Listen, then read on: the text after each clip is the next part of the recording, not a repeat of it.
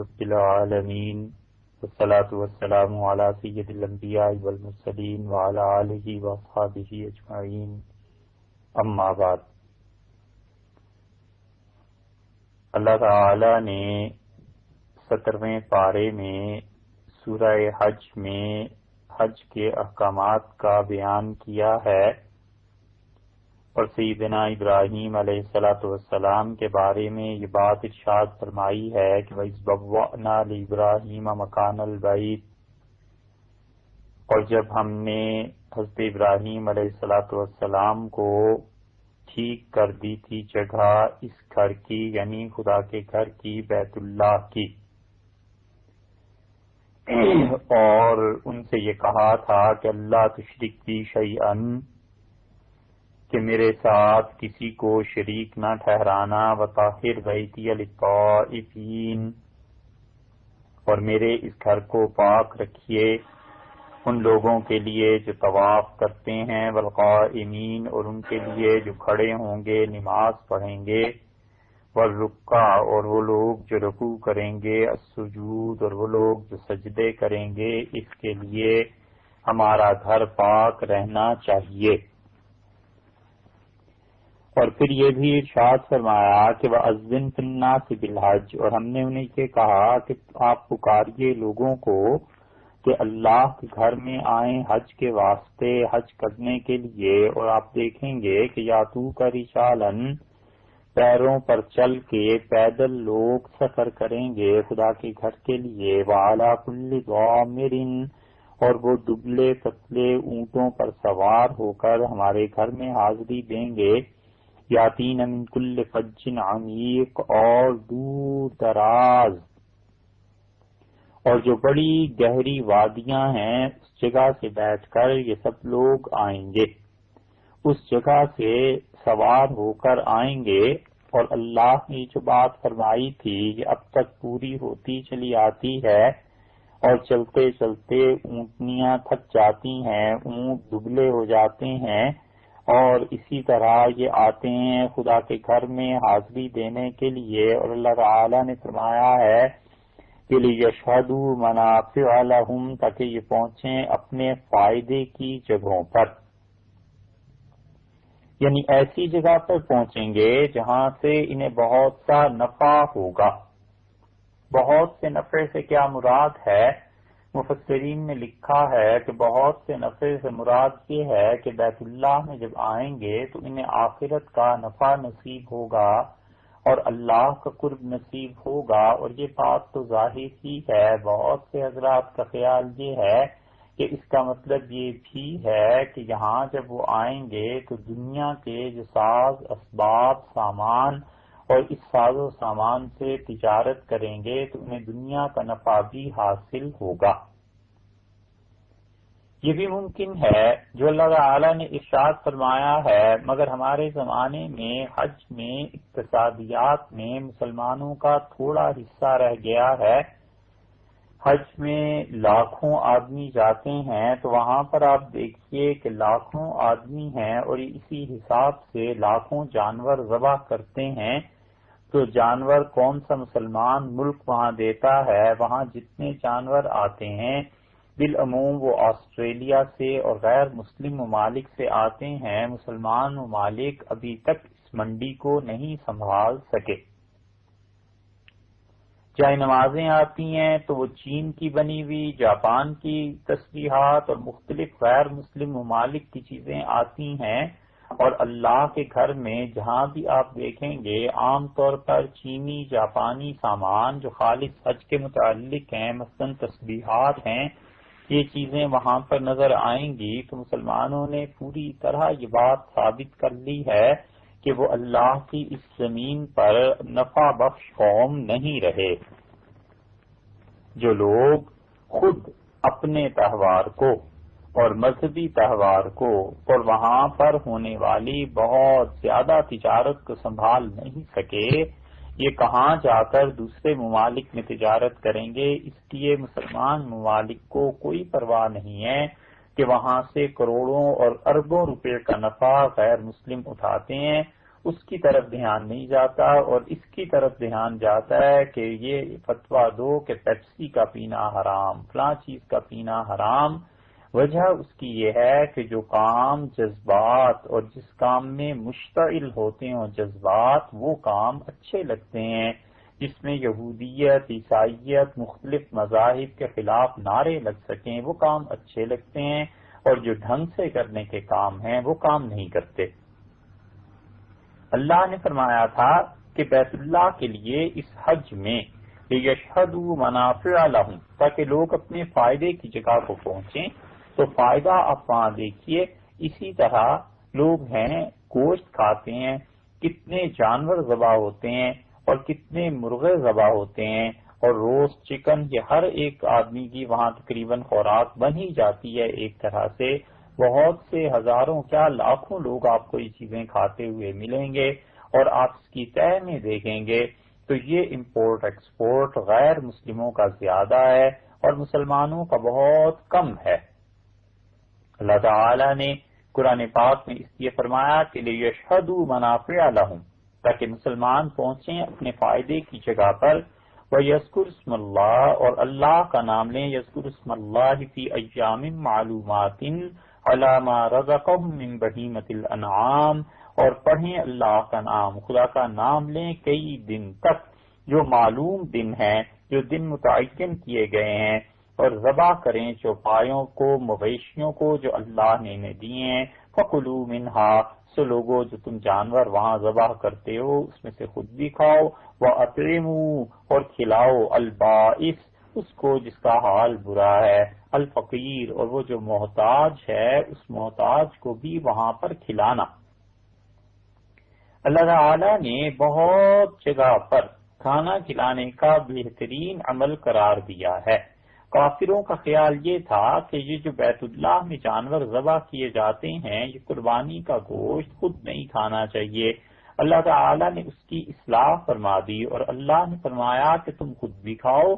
اور اس کے ساتھ ساتھ ان کو بھی کھلاؤ جن لوگوں کا برا حال ہے۔ ثم ليقضوا تفثهم، پھر چاہیے کہ ختم کر دیں اپنا میل کچیل، ولیوفوا نذورهم، اور انہیں چاہیے کہ نظر پیش کریں اللہ کے حضور میں، ولیطوفوا بالبیت العتیق، اور انہیں چاہیے کہ اللہ کے اس قدیم گھر کا طواف کریں۔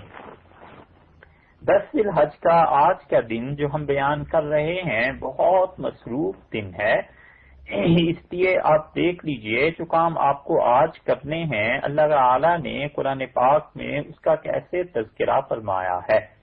سب سے پہلے تو یہ بات ارشاد فرما دی کہ ثم ليقضوا تفثهم، انہیں چاہیے کہ ختم کریں اپنے میل کچیل کو۔ آپ دیکھیے جس دن سے احرام باندھا تھا، قران کا احرام کسی نے باندھا ہے، اس کا دیکھ لیجئے تمتع تو پھر نسبتاً آسان ہے، اور اسی طرح افراد کا احرام کسی نے باندھا ہے تو لبیک جب اس نے شروع کی تھی اس کے بعد سے اب تک حجامت نہیں بنوائی، ناخن نہیں لیے، بالوں میں کنگھی نہیں کی، تیل نہیں لگایا، جسم پہ میل، گرد و غبار یہ چیزیں آ جاتی ہیں، اور زیادہ اچھی طرح جسم کو مل کے دھونا یہ بھی نہیں ہو سکا، اور غسل بہت سے لوگ نہیں بھی کرتے، اور غسل کے لیے کوئی جگہ بھی اتنی مناسب بعض اوقات نہیں ملتی۔ یہ عجیب محبت کی ایک کیفیت اور دیوانگی اللہ کے ساتھ جو تعلق میں طاری ہو گئی تھی، اب 10 تاریخ کو سب قصے تمام ہوئے۔ جس اللہ کے لیے اتنا پسینہ برداشت کیا، جس پروردگار کے لیے اتنی میل جسم پہ جما لی، اور جس اللہ کے لیے یہ سب کچھ کیا تھا، اب اس نے کہا ہے کہ آج کے دن تم اپنے میل کچیل کو دور کرو۔ تو میل کچیل کو دور کرنے کا مطلب یہ ہے کہ آپ نے رمی کرنی ہے، اور رمی کے بعد آپ نے نحر کرنا ہے، قربانی کرنی ہے، اور قربانی کے بعد آپ نے پھر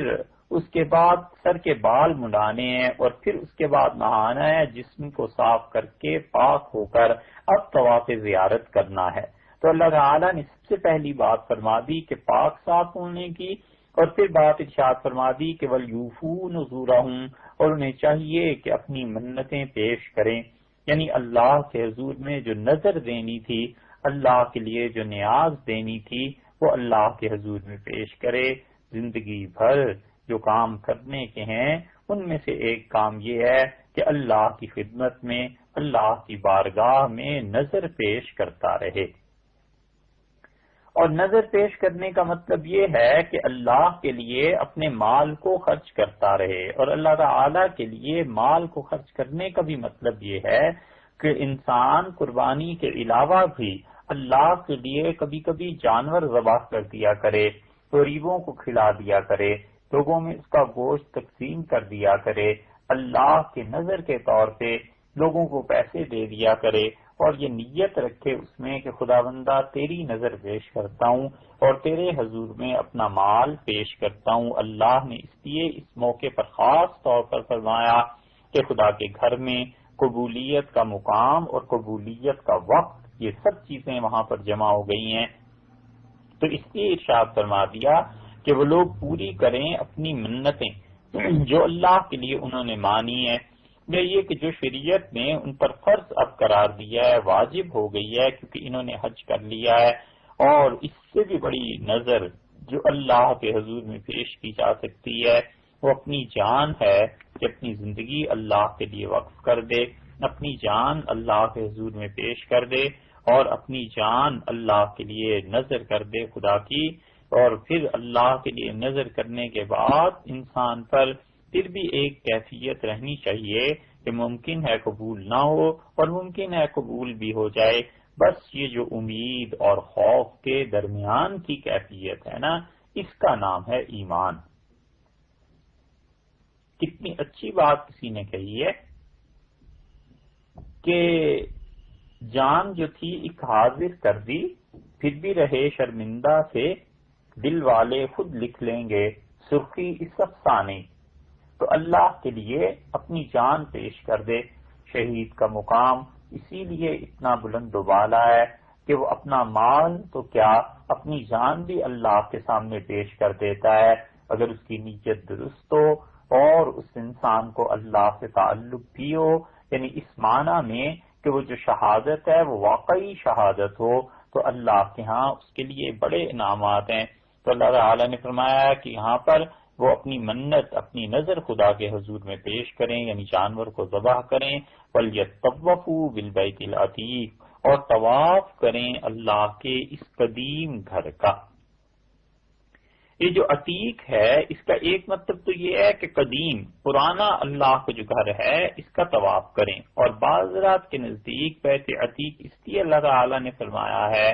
کہ اس گھر کو برباد کرنے کی غرض سے جو طاقت بھی اٹھے گی اللہ اسے توڑ دے گا، اللہ تعالیٰ اس طاقت کو تباہ کر دے گا۔ تو اللہ تعالیٰ نے چونکہ اس کی خود حفاظت کا ذمہ لیا ہے، اس لیے اللہ نے بتا دیا ہے کہ یہ گھر ایسا ہے کہ جو اس کے ساتھ برائی کا ارادہ کرے گا ہم اس کو توڑ دیں گے۔ ہاں یہ بات الگ ہے کہ اللہ کو جب خود ہی منظور ہوگا تو پھر قیامت کے قرب میں بیت اللہ کو گرانے کے لیے بھی ایک ظالم آ جائے گا، وہ قیامت کی علامات میں سے ہے۔ تو یہ 10 ذی الحج کے لیے اللہ تعالی نے سورہ حج میں یہ آیت نازل فرمائی اور ارشاد فرمایا کہ لوگوں کو چاہیے کہ یہ کام کریں، اور دیکھو تم نے کیا کام کرنے ہیں، قربانی کرنی ہے، اللہ کے حضور میں نظر پیش کرنی ہے، اس حقیقی بادشاہ کے حضور میں، اور جسم کو صاف کرنا ہے اور خدا کے گھر کا طواف کرنا ہے، ذالک، اور پھر فرمایا یہ سن لیا تم نے یہ کام، یعنی ایسے کرنا، وَمَن يُعَظِّمْ حُرُمَاتِ اللَّهِ، اور جو کوئی بھی اللہ کی نے جن چیزوں کو عزت دی ہے ان کی بڑائی رکھتا ہے، فَهُوَ خَيْرٌ لَهُ عِندَ رَبِّهِ، سو بہتر ہے اس انسان کے لیے اس کے پروردگار کے پاس، یعنی جن چیزوں کو اللہ تعالی نے عزت والا بنایا ہے اور جن چیزوں کو خدا نے محترم قرار دیا ہے ان کا ادب اور تعظیم قائم رکھنا یہ بڑی خوبی نیکی کی بات ہے، اور اس کا انجام بڑا اچھا ہوگا۔ محترم چیزیں قربانی کے جانور ہیں، جب لے لیے جائیں تو یہ اللہ کے نام کے لیے نظر ہو گئی نا، تو قربانی کے جانور کا احترام ہے۔ بیت اللہ ہے، صفا اور مروہ ہے، مسجدیں ہیں، قرآن پاک ہیں، یہ سب کی سب چیزیں ایسی ہیں کہ ان چیزوں کی عزت اور احترام چاہیے، اور یہاں پر خاص طور پہ اللہ تعالی نے جانوروں کی تعظیم پر زور دیا ہے کہ اللہ کے لیے جو جانور بیت اللہ میں لے جائے جاتے ہیں ان کو وہاں جانے سے نہ روکا جائے، قربانی کے لیے آنے والے جو جانور ہیں انہیں آنے دیا جائے، اور چاہیے کہ لوگ وہاں جائیں اور اللہ کے حضور میں نظر پیش کریں۔ تو اللہ تعالیٰ نے فرمایا ہے کہ من یعظم حرمات اللہ، اور جو اللہ کی حرمتوں کی بڑائی رکھتا ہے، فهو خیر لہ عند ربہ، سو اس کے لیے یہ اچھی چیز ہے، جب اپنے رب کے پاس پہنچے گا تو وہ ان چیزوں کی اچھائی کو دیکھے گا۔ تو جتنی بھی چیزیں اللہ کی یاد دلانے والی ہیں، ان چیزوں کا ادب اور احترام حد الوسع انسان کو کرتے ہی رہنا چاہیے، کبھی بھی بے ادبی کے معاملات میں نہ پڑے، کیونکہ جو آدمی ادب کو چھوڑ دیتا ہے وہ اللہ کے فضل سے محروم ہو جاتا ہے۔ جو انسان ادب کو ترک کر دیتا ہے وہ انسان اپنے اعمال کے حسن کو غارت کر دیتا ہے۔ عمل اگرچہ منعقد ہو جائے اور عمل اگرچہ اس کے ذمے سے فرض پورا ہو جائے، لیکن ادب کے ساتھ نہیں کرے گا تو وہ عمل تو پورا ہو جائے گا لیکن اس کا حسن اور اس کی خوبصورتی عمل کی ختم ہو جائے گی۔ حضرت وقی رحمت اللہ علیہ کہتے تھے کہ امیر المومنین سیدنا علی رضی اللہ عنہ کے چہرہ مبارک کو دیکھنا یہ عبادت ہے۔ تو وقی رحمت اللہ علیہ تابعین میں سے تھے۔ وجہ اس کی یہ ہے کہ حضرت علی رضی اللہ عنہ کو دیکھ کر اللہ یاد آتا تھا۔ زندگی میں ایسے لوگ کبھی کبھی دکھائی دیتے ہیں، آپ نے بھی دیکھے ہوں گے، جنہیں دیکھ کے اللہ یاد آتا ہے، تو ان لوگوں کی عزت، ادب، احترام یہ در حقیقت اللہ ہی کا عزت، ادب اور احترام ہے۔ آپ اس کی مثال ایسے سمجھ لیجئے جیسے کسی آدمی کا کوئی کام اٹک گیا، آپ کے کوئی دوست تھے، آپ نے سفارش کی اور آپ نے کہا کہ صاحب یہ فلاں آدمی کو بھیج رہے ہیں ہم اور آپ اس کا کام کر دیں، تو وہ جو کام اس آدمی کا کر رہا ہے نا، وہ در حقیقت آپ کو عزت دے رہا ہے، وگرنہ اس کا اس آدمی جانے والے سے کیا تعلق ہے؟ وہ تو آپ کی عزت ہے، وہ تو آپ کو سن کے کام کر رہا ہے۔ بالکل ٹھیک اسی طرح کوئی آدمی اللہ کے لیے ادب کرتا ہے، احترام کرتا ہے، تو حقیقت میں اللہ کا ادب اور احترام کر رہا ہوتا ہے۔ یہ نہیں ہے کہ وہ کچھ اس چیز کا ادب اور احترام ہے، وہ اللہ کے لیے۔ بہت سے مقامات، اور ممکن ہے اب تک لوگ دیکھنے والے زندہ ہوں، ہندو، سکھ اور غیر مسلم، یہ جب مسجدوں کے قریب سے اپنی بارات اور جلوس لے کے گزرتے تھے تو گانا بجانا بند کر دیتے تھے، ڈھول پیٹنا بند کر دیتے تھے، کہتے تھے خدا کا گھر ہے، اس کا ادب ہے۔ یہ بے ادبی مسلمانوں ہی کے حصے میں آئی ہے کہ مسجدوں کے سامنے سے بھی گزرتے ہیں اور خدا یاد نہیں آتا، وہی ڈیک چل رہے ہوتے ہیں اور وہی گاڑیوں میں میوزک لگا ہوا ہوتا ہے، اور شادی پہ تو وہ ہنگامے ہوتے ہیں کہ علمان الحفیظ اب اگرچہ کم ہوتا جا رہا ہے یہ ٹرینڈ، مگر یہ کہ بہرحال اللہ کا ادب اور اللہ کا احترام یہ غیر مسلموں میں بھی کسی زمانے میں ہوا کرتا تھا، جو اب لوگوں میں نہیں رہا۔ جو بے ادب ہو جاتا ہے وہ اللہ کے فضل سے محروم ہو جاتا ہے۔ تو یہ 10 ذی الحج کا جو دن ہے، یہ آج کا دن، یہ اللہ کے لیے ادب اور احترام کے ساتھ کام کرنے کا دن ہے۔ اسی لیے اللہ نے فرمایا کہ ذالک، سن لیے باتیں، اب یہ سن چکے ہو، اب یہ کام کرو۔ تو 10 ذی الحج کو صبح سب سے پہلے مزدلفہ سے واپسی پر آپ منا پہنچے، اور منا پہنچ کر 10 تاریخ کو آپ سب سے پہلے رمی کر رہے ہیں، اور رمی کرنا واجب ہے۔ منا میں 3 جگہیں بنی ہوئی ہیں، پتھر کے ستون ہیں اور اونچے اونچے ستون بنے ہوئے ہیں۔ اب تو چونکہ ڈبل سٹوری ہو گئے تو لہٰذا اور بھی بڑے بڑے اونچے ستون نظر آئیں گے، اور مختلف زبانوں پہ اس پہ لکھا ہوا ہوگا۔ ان 3 جگہوں کو، ان ستونوں کی تہ میں جمرات ہے، یہ جمرات یا جمار کہلاتے ہیں، اور ان میں سے ہر ایک کو جمرہ کہتے ہیں۔ جو جمرہ تیسرا ہے مکہ مکرمہ کی طرف کا، اسے جمرہ عقبہ کہتے ہیں، اور آج کے دن آپ نے وہاں جانا ہے۔ اور جمرہ کبریٰ اور جمرہ اخریٰ یہ الگ الگ ہیں۔ بیچ والے کو جمرہ وسطیٰ کہتے ہیں، اور 10 تاریخ کو صرف جمرہ اخریٰ کی رمی ہوتی ہے۔ جمرہ اخریٰ جو آخری ہے اس کی رمی ہوتی ہے، اور جمرہ اولا اور وسطیٰ کی رمی نہیں ہوتی۔ 10 تاریخ کو جمرہ اولا اور وسطیٰ کی رمی بدعت ہے، گناہ ہے۔ بعض لوگوں کو آپ دیکھیں گے وہاں بڑی آسانی سے معلوم ہو جائے گا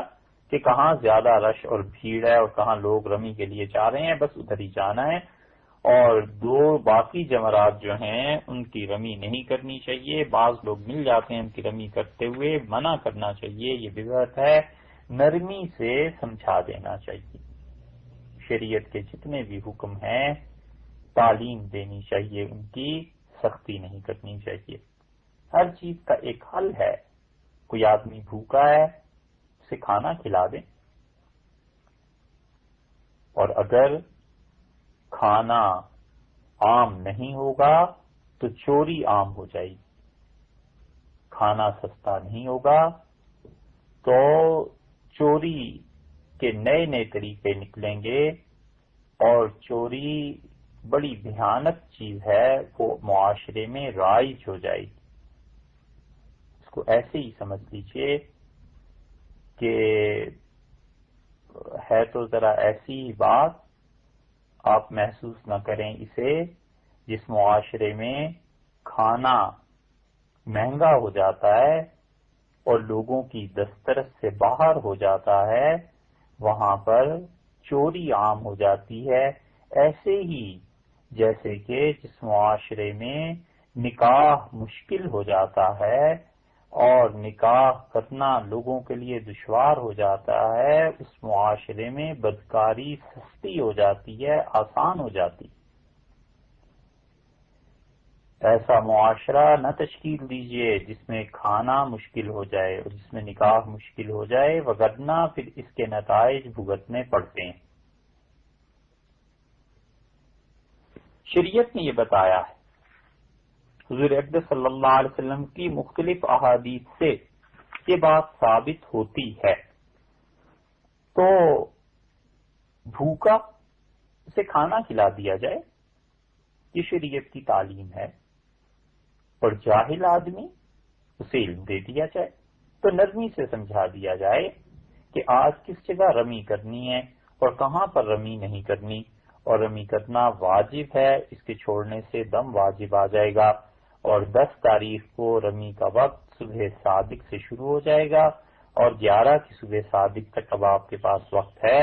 اور اگر صبح صادق ہو گئی 11 کی اور رمی نہ کی تو دم واجب ہو جائے گا، اور 10 تاریخ کی صبح صادق سے پہلے رمی جائز نہیں ہے۔ 10 تاریخ کو صبح صادق آپ کی ہوگی مزدلفہ میں، اور وہاں فجر کی نماز آپ پڑھ کر چلیں، اور یہاں آ گئے منا میں، اور مسنون سنت کے مطابق 10 تاریخ کی رمی کا وقت جو ہے وہ سورج کے طلوع سے لے کر زوال تک ہے، اور زوال سے مغرب تک کا وقت مباح ہے، اور غروب کے بعد سے لے کر صبح تک کا وقت، یعنی صبح صادق کا 11 کی صبح صادق سے پہلے تک کا وقت جو ہے یہ معذوروں کے لیے ٹھیک ہے، اور جس کے پاس عذر نہ ہو اس کے لیے مکروہ ہے۔ جیسے خواتین ہیں، مجمع میں کوئی آدمی خود نہیں جانا چاہتا، اس انسان کو نفسیاتی طور پر خوف محسوس ہوتا ہے یا اس انسان کی طبیعت پہ بوجھ پڑتا ہے، تو یہ نفسیات انسان کی یہ بھی ایک عذر ہے۔ اور 10 کو صبح صادق کے بعد سورج نکلنے سے پہلے بھی رمی مکروہ ہے، البتہ یہ معذور 10ویں تاریخ کو صبح صادق اور طلوع آفتاب کے بیچ میں آ کر رمی کر لیں تو بھی ان کے لیے کراہت نہیں ہے، اور 10 ہی کو غروب آفتاب کے بعد 11 کی صبح صادق سے پہلے پہلے رات کو آ کے رمی کر لیں تو ان معذورین کے لیے مکروہ نہیں ہے۔ جو معذور ہیں اللہ نے انہیں اجازت دی ہے حضور اقدس صلی اللہ علیہ وسلم کے ذریعے سے۔ اور 10 تاریخ کو جب آپ مینا میں آئے ہیں تو پہلے اور دوسرے جمرے کو چھوڑ دیجئے، تیسرے جمرے پر آ جائیے، اور مینا میں داخل ہو کر سب سے پہلے رمی کرنا یہی مستحب ہے۔ لیکن ہمارے دور میں چونکہ وہاں رش ہوتا ہے بہت شدید، اس لیے چاہیے عملی طور پر کہ آئے اپنے خیمے میں آرام کرے، اور کوشش تو یہ کر لے کہ زوال سے پہلے رمی ہو، اگر نہیں ہے تو ٹھیک ہے، عصر کے بعد چلے جائیے، مغرب سے پہلے پہلے رمی کر لیجئے، اور اگر خواتین بھی ساتھ ہیں تو پھر تو بات اور بھی الگ ہے، خواتین کا ساتھ ہونا وہ تو پھر رات کو رمی خواتین کو بھی کرانی چاہیے۔ عام طور پر عرب حضرات کو آپ دیکھیں گے وہ رات کو لاتے ہیں اپنی خواتین کو رمی کرانے کے لیے، رات کو بہت آسانی ہوتی ہے اور رمی ہی میں لوگ مر جاتے ہیں لوگوں کے پاؤں کے نیچے آ کے۔ یہ سب کرشمے ہیں جہالت کے، مسائل کو نہ سمجھنے کے۔ اور رمی کرنے کے وقت فقہا نے تو اگرچہ لکھا ہے کہ نشیبی زمین پر کھڑے ہونا چاہیے، مگر اب وہاں نشیب و فراز سب برابر ہیں، پختہ زمین ہے، اور اس طرح کھڑے ہونا چاہیے کہ مینا دائیں جانب ہو اور بیت اللہ بائیں جانب ہو، اور جب کنکر کے مارنے کے وقت بسم اللہ اللہ اکبر پڑھیں، اور بعض فقہا نے یہ بھی لکھا ہے کہ یہ پڑھے بسم اللہ اللہ اکبر، اللہ تعالی کا نام لے کر جو سب سے بڑا ہے، سب سے اعلیٰ ہے، رغم للشیطان، اور اللہ تعالی کے حکم کی بجا آوری کے لیے شیطان کو کنکر مارتا ہوں، ورضا للرحمن، اور اللہ کو راضی اور اللہ کی خوشی کے لیے یہ کام کرتا ہوں، اللہم اجعلہ حجا مبرورا، اے پروردگار میرے اس حج کو ایسا بنا یہ جو دوڑ دھوپ میں نے کی ہے قبول فرما لے، وذنبا مغفورا، اور اللہ گناہ ایسے جو تو معاف فرما دے، وسعیم مشکورا، اور اللہ یہ جو سعی کی ہے، یہ جو دوڑا ہوں، یہ جو تکالیف پریشانی مشقتیں اٹھائی ہیں، اے پروردگار تو اسے قبول فرما لے۔ اور تکبیر کی بجائے سبحان اللہ، لا الہ الا اللہ، یہ سب چیزیں پڑھنی جائز ہیں، لیکن بالکل ذکر کو چھوڑ دینا برا ہے۔ اور کنکر کو جس طرح سے بھی مارا جائے ہاتھ سے یہ درست ہے، انگوٹھے، دائیں ہاتھ کے انگوٹھے اور اس کے ساتھ جو شہادت کی انگلی ہے اس سے پکڑ کر پھینکنا یہ مستحب ہے، اور اس کو زیادہ صحیح لکھا ہے، لیکن یہ کہ اصل مسئلہ یہ ہے کہ جیسے بھی کنکر پکڑ کے مارے گا یہ جائز، اور رمی کا یہ طریقہ صرف مستحب ہے، ورنہ جس طرح اور جس طرف سے بھی چاہے رمی کر سکتا ہے۔ یہ جو کھڑا ہونے کا بیت اللہ کے لیے بتایا ہے یہ بھی مستحب ہے، ورنہ آدمی جس طرف سے بھی رمی کرے یہ جائز۔ اور مرد کو چاہیے کہ سیدھے ہاتھ سے جو رمی کرنی ہے تو رمی کے وقت ہاتھ اتنا اونچا اٹھائے کہ اس کا پورا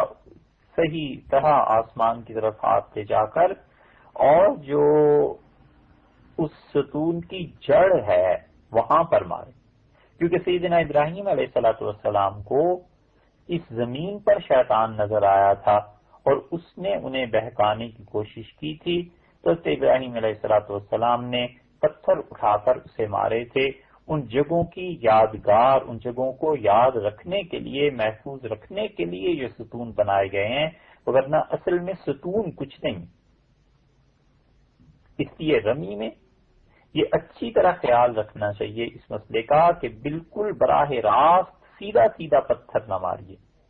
کیونکہ پتھر ٹکرائے گا ستون سے اور وہ واپس اگر آ کر گرا دور تو یہ پتھر رمی میں شمار ہی نہیں ہوا۔ لوگ اس مسئلے کا خیال نہیں رکھتے۔ یہ یاد رکھنا چاہیے کہ ہاتھ پورا اٹھا کر رمی کرنی ہے، لیکن پتھر کو نیچے کی طرف مارنا ہے ستون کے، یہ نہیں ہے کہ براہ راست اس ستون پہ ٹھیک سامنے مارا جائے، اگر وہ پتھر دور جا کر گرا تو یہ رمی ہوگی۔ اور خواتین کے لیے ہاتھ اٹھانے کا حکم بھی نہیں ہے، وہ تو جس طرح بھی مناسب معاملہ ہے ایسے کریں گی اور قریب جا کر اور شیطان کو پتھر ماریں گی، دعا ان کے لیے بھی ہے، وہ بھی مانگیں گی اللہ سے۔ اور جمرہ اخرى کی رمی اگر کوئی آدمی سوار ہو کر کرے تو افضل ہے، اور اس کے علاوہ دوسرے جمرات کی رمی پیدل کرنا افضل ہے۔ رمی میں آپ نے دیکھا ہوگا، اگر آپ کو جانے کی اللہ تعالی نے سعادت دی ہے، جب آپ حاضر ہوں گے کہ ان ستونوں کے گرد گول دائرے بنے ہوئے ہیں، اگر تو کوئی کنکر اس دائرے کے اندر گر گیا تو یہ رمی میں شمار ہوا، اور جو اس سے باہر گرا وہ دائرے سے باہر ہے تو وہ رمی میں شمار نہیں ہوگا۔ یہ دائرے بھی اصل نہیں ہے، اصل یہ ہے کہ فقہا نے لکھا تھا کہ اس ستون سے 5 ہاتھ یعنی تقریباً 7-8 فٹ کے فاصلے پر کھڑا ہونا چاہیے، اس سے کم فاصلہ مکروہ ہے۔ زیادہ فاصلہ ہو جائے کوئی حرج نہیں، کہتے ہیں فقہا نے کہ 7-8 فٹ تو 3 گز تقریباً، اس حساب سے یہ دائرے لگائے گئے ہیں شرعاً اعتبار کر کے، وگرنہ ان دائروں کی بھی اصل نہیں ہے۔ اور ایک مسئلہ یہ بھی ہے کہ یہ رمی ہے، اور ابراہیم علیہ السلام کو اس زمین پر شیطان نظر آیا تھا اور اس نے انہیں بہکانے کی کوشش کی تھی، تو ابراہیم علیہ السلام نے پتھر اٹھا کر اسے مارے تھے۔ ان جگہوں کی یادگار، ان جگہوں کو یاد رکھنے کے لیے، محفوظ رکھنے کے لیے یہ ستون بنائے گئے ہیں، وگرنہ اصل میں ستون کچھ نہیں۔ اس لیے رمی میں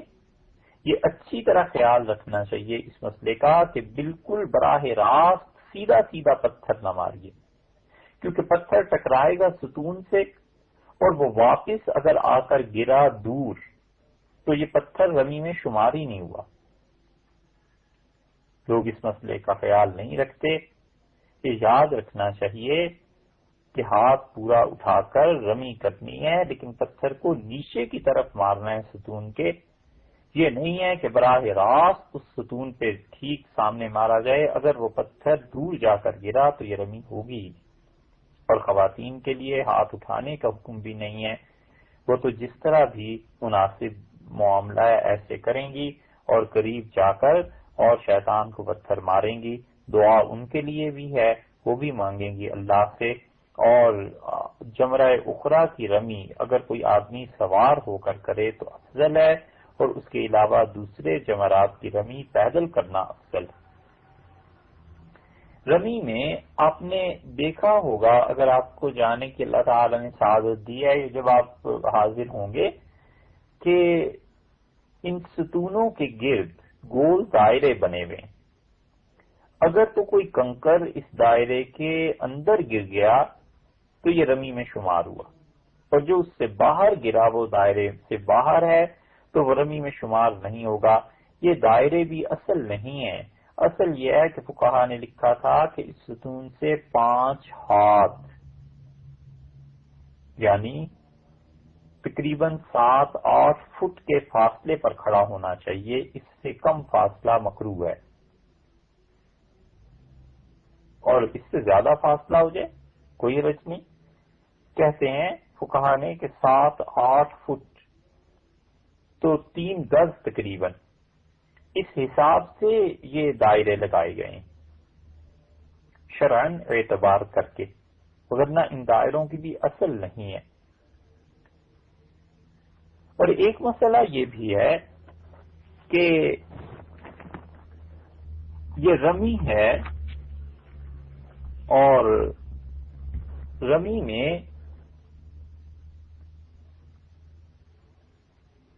دعا بھی مانگنی ہے، اور وہ پہلے دن کے لیے نہیں ہے 10 ذی الحج کو، 11، 12 اور اگر 13 ذی الحج کو رمی کرنی ہے تو پھر 13 کو بھی دعا مانگنی ہوگی۔ اور فقہا نے اس کے ساتھ ساتھ یہ بحث بھی کی ہے کہ تلبیہ کا پڑھنا کب ختم ہوگا۔ آپ نے جب احرام باندھا تھا تو اس وقت کہا تھا کہ لبیک اللہم لبیک، اور فقہا نے لکھا ہے کہ 10 تاریخ کو جمرہ اخرى پر پہلی کنکری مارنے کے ساتھ ہی اب آپ نے ختم کر دیا تلبیہ۔ اب اگر اللہ نے توفیق دی اور زندگی ہوئی تو پھر آئندہ جب بھی آنا ہوگا اب تلبیہ اس وقت پڑھا جائے گا۔ یہ آخری بار گویا کہ کہا جا رہا ہے تلبیہ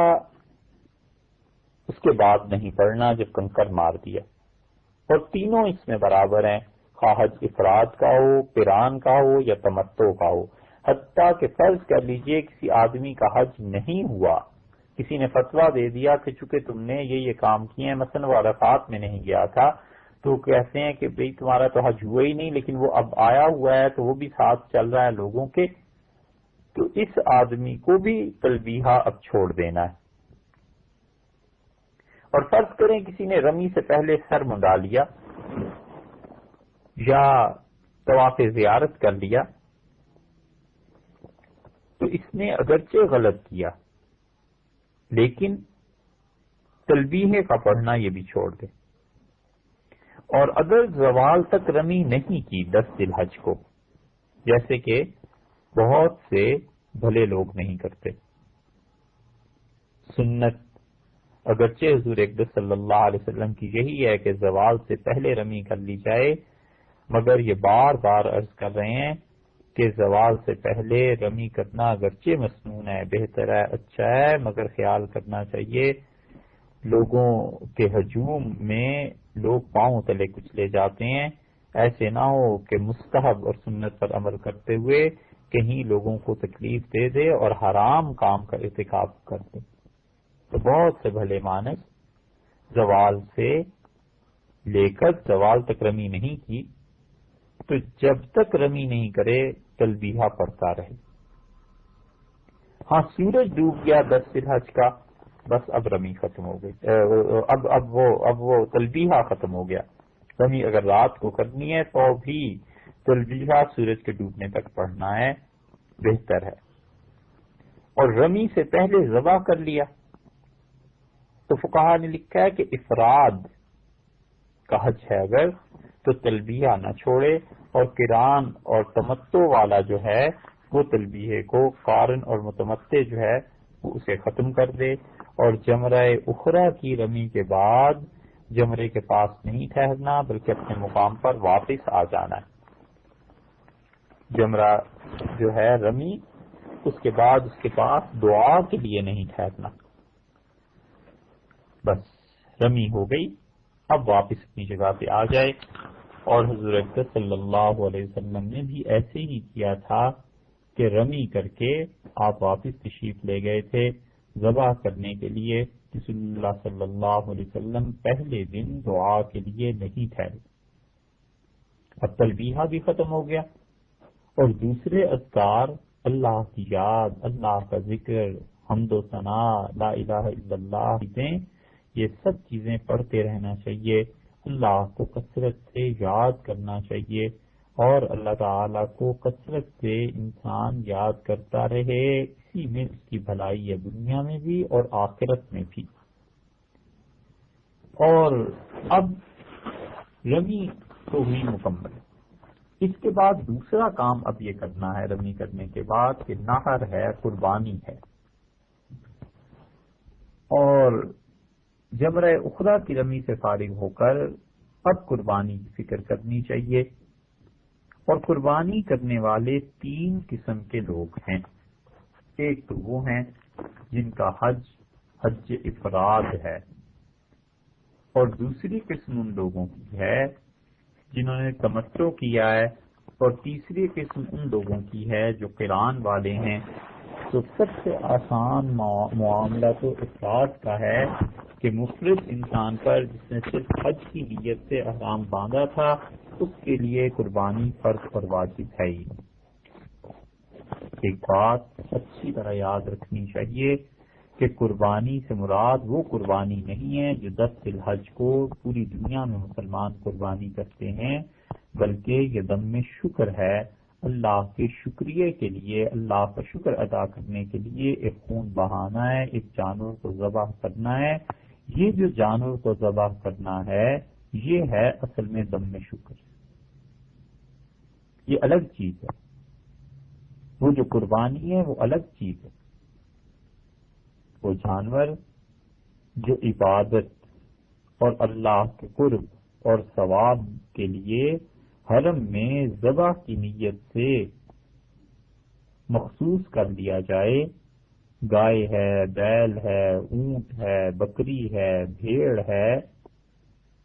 یہ کہلاتا ہے ہدی. قرآن پاک میں اللہ تعالی نے اس کا تذکرہ فرمایا ہے، اور اس جانور کی وہی شرائط ہیں جو کہ باقی قربانی کے جانوروں کی شرائط ہیں۔ تو دو چیزیں الگ الگ ہو گئیں۔ اب آپ یاد کر لیں، سب سے پہلے تو یہ کہ خیال کر لیجئے کہ آپ نے حج کا احرام کون سا باندھا ہے، ایک، اور دوسرے اب آپ مسافر ہیں یا مقیم ہیں۔ اگر تو ہیں آپ مسافر اور اگر ہیں آپ افراد میں، تو دونوں صورتوں میں آپ کے ذمے ذبح نہیں ہے۔ حج افراد جو ہے اس میں تو قربانی کرنا مستحب ہے، اور قران اور تمتع میں وہ واجب ہے، ضروری ہے، ایک، اور اگر آپ مسافر ہیں تو مسافر پر قربانی وہ جو گھروں میں کیا کرتے ہیں قربانی مسافر پر واجب نہیں ہوتی۔ دونوں احکامات کو الگ الگ کرنا چاہیے۔ ہم ان میں سے سب سے پہلے وہ قربانی جو 10 ذی الحج کو مسلمان دنیا میں ہر جگہ کرتے ہیں اس کی بات کر لیتے ہیں، پھر حج پہ آ جاتے ہیں۔ اور وہ قربانی کا مطلب یہ ہے کہ اگر آپ مکہ مکرمہ میں 8 ذی الحج تک، جیسے کہ ان حج کے مسائل میں بیان ہو چکا، 15 دن یا اس سے زیادہ ٹھہرے ہوئے ہیں، تو اب آپ مقیم ہیں اور آپ پر قربانی واجب ہے، بشرطے کہ آپ کے پاس اتنے مصارف ہیں، قربانی کر سکتے ہیں۔ تو اس انسان پر قربانی کا کرنا ضروری ہے، اور یہ بھی ہو سکتا ہے کہ وہاں پر جانور ذبح کر دیا جائے، اور یہ بھی ہو سکتا ہے کہ آپ اپنے گھر میں فون کر دیں کہ بھئی میری طرف سے اللہ کی راہ میں جو ہر سال قربانی ہوتی ہے ایک قربانی کر دی جائے۔ یہ دونوں صورتیں درست ہیں۔ اگر مسافر ہیں تو پھر نہیں، اور مقیم ہیں تو قربانی واجب ہے۔ ایک بات یہ ختم ہوئی۔ اب اس کے بعد دوسری بات ہم شروع کرتے ہیں، اور صرف وہ مسئلہ بیان کرتے ہیں جس مسئلے کے تحت حج کا معاملہ ہے، جس کا تعلق حج کے مسائل سے ہے، اور وہ 3 قسم کے حاجی ہیں، افراد ہے، تو اس کے ذمے تو اب ذم شکر ہے ہی نہیں، اس لیے کہ اس نے صرف حج کیا ہے۔ اور اگر کسی انسان نے حج اور عمرہ دونوں کیے ہیں ایک ہی احرام سے، جیسے قران، یا احرام بدل بدل کے کیے ہیں جیسے تمتع، تو اب اس انسان کے ذمے ایک ذم شکر واجب آئے گا،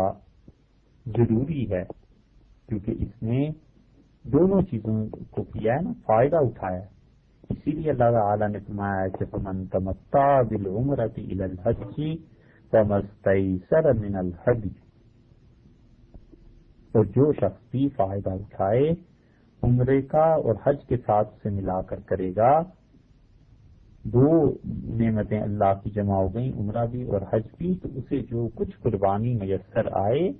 وہ اللہ کے لیے کرے۔ قران اور تمتع میں اللہ کا شکر ادا کرنے کے لیے، اس کے شکریہ کے لیے 10 ذی الحج کو جمرہ اخرى کی رمی کے بعد اور حجامت کرنے اپنی بنانے سے پہلے ایک دم قربانی کرنا ہمارے فقہا کے نزدیک رحمہم اللہ وہ کہتے ہیں کہ بالاجماع واجب ہے،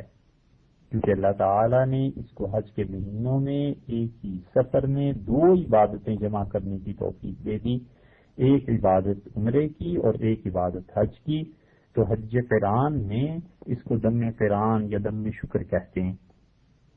اور اسی کو دم تمتع اور دم شکر بھی کہتے ہیں۔ نام اس کے مختلف ہیں، حقیقت ان سب کی ایک ہے کہ عمرہ اور حج چونکہ اس نے جمع کیا ہے، لہذا اسے اللہ کے شکر کے ادا کرنے کے لیے یہ کرنا ہے۔ اور اس میں سے یہ جو اب کر رہا ہے ذبح، اس میں اس کو کھانا جائز ہے، اور جانور پورا کر لے ایک آدمی اللہ کی خوشی کے لیے، یہ بھی درست ہے۔ مثلا گائے ہے، بیل ہے، اونٹ ہے، وہاں 7 حاجی مل گئے اور انہوں نے ایک جانور ذبح کر دیا، یہ بھی درست ہے۔ اور ایک آدمی نے پورا اونٹ، پوری گائے یا بیل، اس کو توفیق اللہ نے دی اور اس نے اللہ کے لیے نظر پیش کی، یہ بھی درست ہے، زیادہ ثواب کی بات ہے۔ اور اس جانور کی وہی شرائط ہیں جو قربانی کے جانور کے ہیں۔ اونٹ ہو تو 5 سال کا، گائے بھینس وغیرہ ہو تو 2 سال، اور بھیڑ بکری ہو تو 1 سال، اور دمبا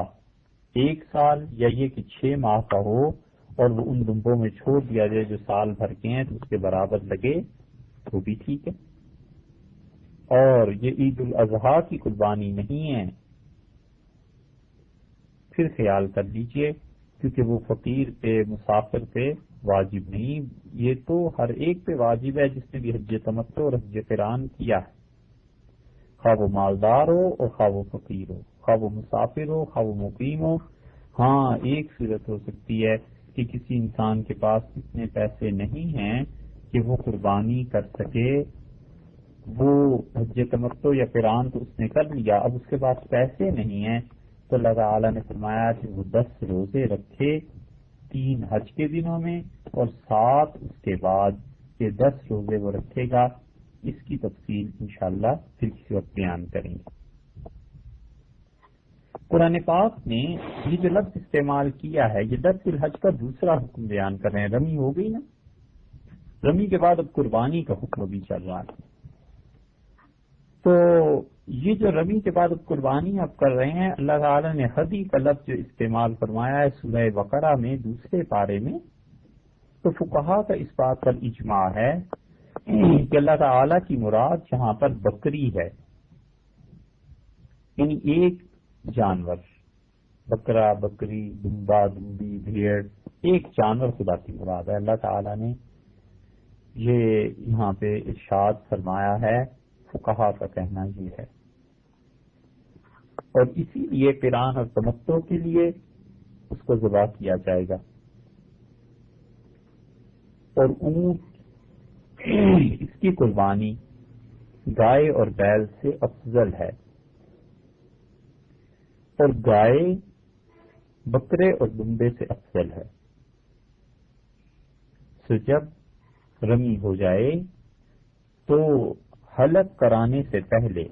کہ حلق یعنی حجامت اور رمی دونوں کے بیچ میں قران یا تمتع جس نے کیا ہے، ایک بکری بھیڑ دمبا گائے یا اونٹ وہ ذبح کرے گا، اور اونٹ اور گائے وغیرہ میں 7 حصے ہو سکتے ہیں، لیکن تمام جانوروں میں وہ شرائط پائی جانی چاہیے جو قربانی کے جانوروں میں ہوتی ہیں۔ اور خیال کرنا چاہیے کہ اونٹ یا گائے میں 7 حاجی اگر مل گئے کہ ہم سب مل کے ایک جانور ذبح کر لیتے ہیں، تو سب کا ارادہ اللہ سے ثواب حاصل کرنے کا ہونا چاہیے، اللہ کی قربت کا ہونا چاہیے کہ اللہ تعالیٰ ہم سے خوش ہو راضی ہو۔ اور اگر کسی انسان نے محض گوشت کی نیت اس میں کر لی تو وہ پھر سب کی قربانی ختم ہو جائے گی۔ نیت اس کا درست رکھنا یہ ضروری ہے۔ یہ جو نیت ہے نا، جس چیز کا نام، یہ زندگی بھر درست کرتے رہنا چاہیے، کبھی بھی نیت خراب نہ کرے۔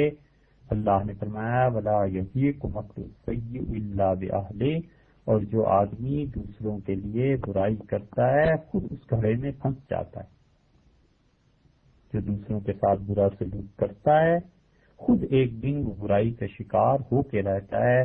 جو دوسروں کے لیے کنواں کھودتا ہے خود اس کنویں میں ایک دن جا گرتا ہے۔ کبھی بھی کسی کے لیے نیت خراب اپنی نہ کرے۔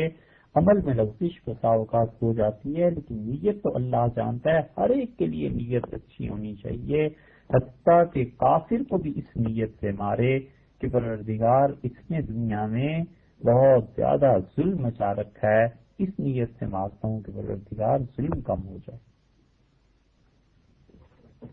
کبھی بھی انسان اپنی نیت کو غیر درست نہ ہونے دے۔ اس نیت کی مثال آپ ایسے سمجھ لیجیے جیسے کوکر ہے نا،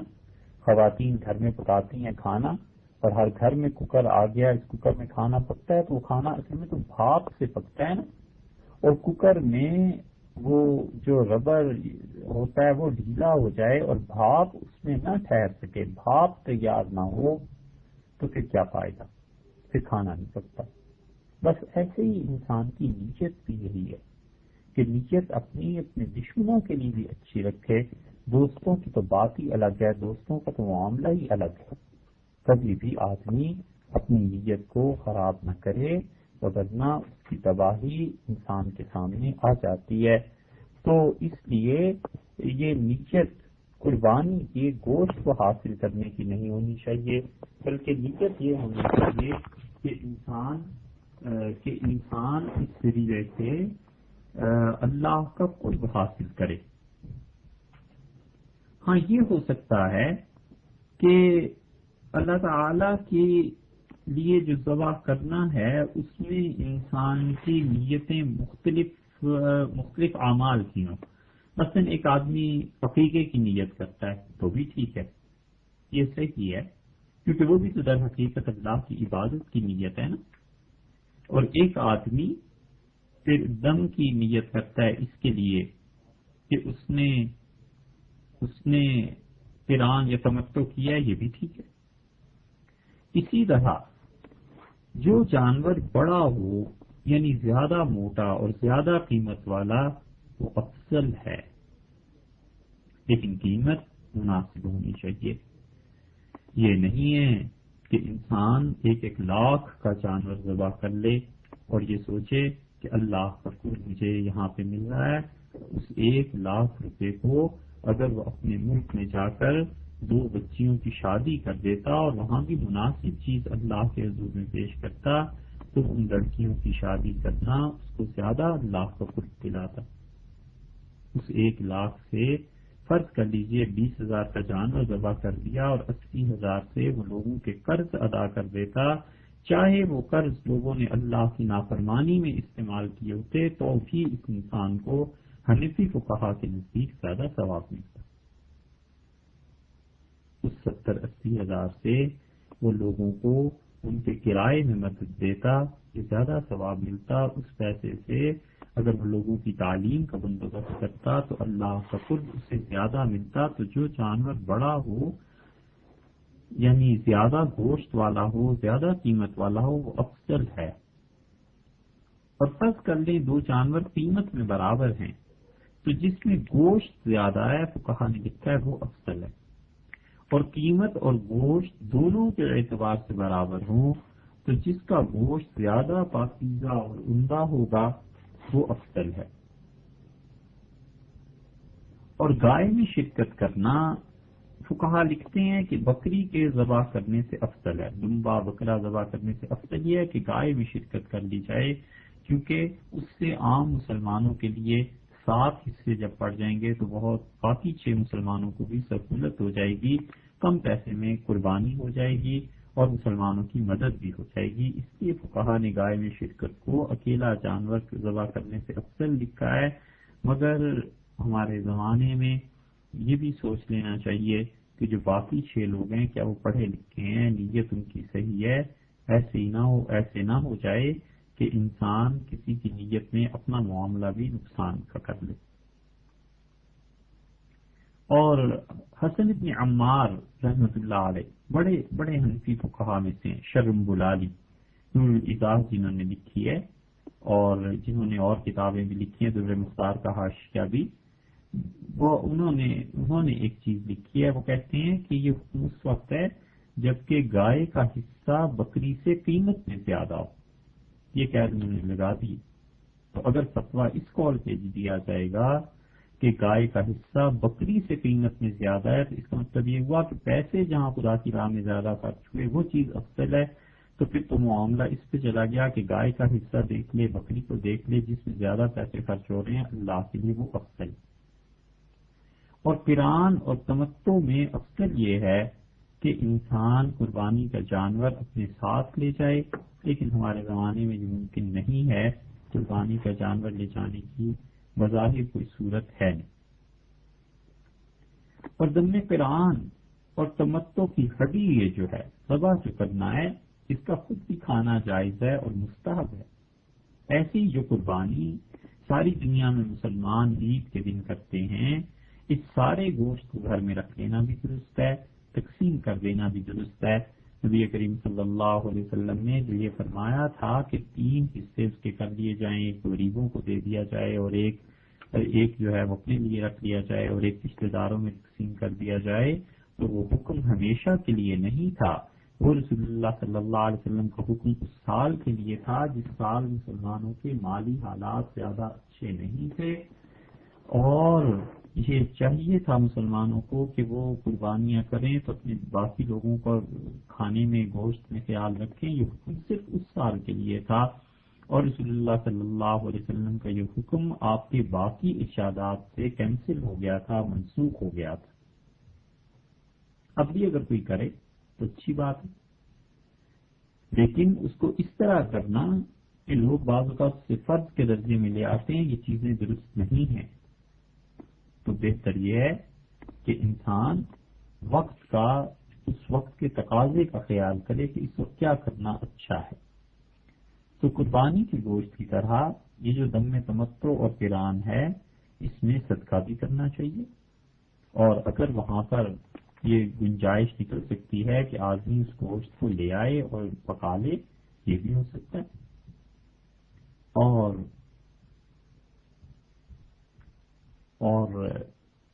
علامہ کاسانی رحمۃ اللہ علیہ نے بدائی میں یہ تصریح بھی کی ہے کہ ایسا اقارب، ہمسائے، دوست، ان کو دینا اپنے پاس رکھنے سے زیادہ اچھا ہے۔ تو یہ سب مسائل اس لیے ہیں کہ انہیں سن کر عمل کیا جائے، اور جو بھی پھر مستحب ہو اس پہ عمل کر لیا جائے۔ دیکھ لے انسان کہ اس وقت زیادہ کس چیز کا تقاضا ہے، شریعت نے کیا چیز بتائی ہے، کیا کام کرنے۔ تو یہ ہیں جانور کے متعلق احکامات 10 ذی الحج کو۔ اب اس کے ساتھ ساتھ جگہ بھی مخصوص ہے کہ دم قران اور دم تمتع ان کا ذبح کرنا جگہ کے ساتھ مخصوص ہے، اور جگہ کون سی ہے؟ وہ حرم کی حدود کے اندر۔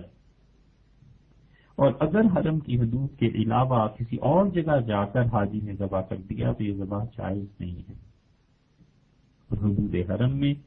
جس جگہ بھی چاہیں ذبح کریں یہ جائز ہے۔ علامہ سرخسی رحمۃ اللہ علیہ نے مبسوط میں اگرچہ ایک بات لکھی ہے، وہ کہتے ہیں کہ قران اور تمتع کے یہ جو ذبح ہے اس کے لیے مسنون جگہ منا ہے۔ تو اس کا مطلب یہ ہوا کیونکہ رسول اللہ صلی اللہ علیہ وسلم نے منا میں ہی قربانی کی تھی، اور نبی کریم صلی اللہ علیہ وسلم 63 اونٹ لائے تھے اپنے ساتھ اللہ کے حضور میں نظر پیش کرنے کو، اور 63 اونٹ رسول اللہ صلی اللہ علیہ وسلم نے ذبح فرمانے تھے۔ 37 اونٹ سیدنا علی رضی اللہ عنہ یمن سے لائے تھے، رسول اللہ صلی اللہ علیہ وسلم کی خدمت میں ہدیہ پیش کیا، تو یہ 100 اونٹ ہو گئے تھے۔ تو قربانی کے ایام میں مسنون جگہ منا ہی ہے۔ تو ہمارے شیخ یہ جو حنفی فقیہ ہیں امام سرخسی رحمۃ اللہ علیہ، انہوں نے اس کو ترجیح دی ہے کہ وہ کہتے ہیں منا میں ذبح کرنا چاہیے، حتیٰ کہ وہ کہتے ہیں مکہ مکرمہ میں ذبح کرنا بعض فقہا کہتے ہیں مکروہ ہے۔ اور قربانی کے دنوں کے علاوہ اور دنوں میں یعنی 12 ذی الحج کے بعد 9 یہ 10 11 اور 12 3 دن ہے نا، ان 3 دنوں کے علاوہ مکہ مکرمہ میں ذبح کرنا اولا ہے، اس کا خیال کرنا چاہیے۔ بعض لوگ اصل میں کرتے یہ ہیں کہ دم قران یا دم تمتع یہ جو واجب ہوتا ہے اس کی ادائیگی کے لیے وہ منا کو چھوڑ دیتے ہیں، اور منا کو چھوڑ کر مکہ مکرمہ چلے جاتے ہیں اور مکہ مکرمہ میں جا کر ذبح کرتے ہیں۔ تو یہ ذبح ہو تو جائے گا لیکن سنت کے خلاف ہے۔ اور ایام نحر میں قربانی کے دنوں میں منا میں ذبح کرنا سنت ہے، تو منا میں آپ دیکھے اور خود جا کر اپنے ہاتھ سے ذبح کرے جانور کو، یہ افضل اور اولا ہے۔ تو ایک چیز تو اب 10 ذی الحج کو رمی ہو گئی تھی، رمی کے بعد نہر یعنی قربانی کا جانور، اور جانور کے لیے جگہ، اور جگہ کے بعد یہ زمانہ ہے کہ آپ نے کب سے کب تک ذبح کرنا ہے۔ اس کے مزید احکامات انشاءاللہ اگلی نشست میں بیان ہوں گے۔ السلام علیکم ورحمۃ اللہ وبرکاتہ۔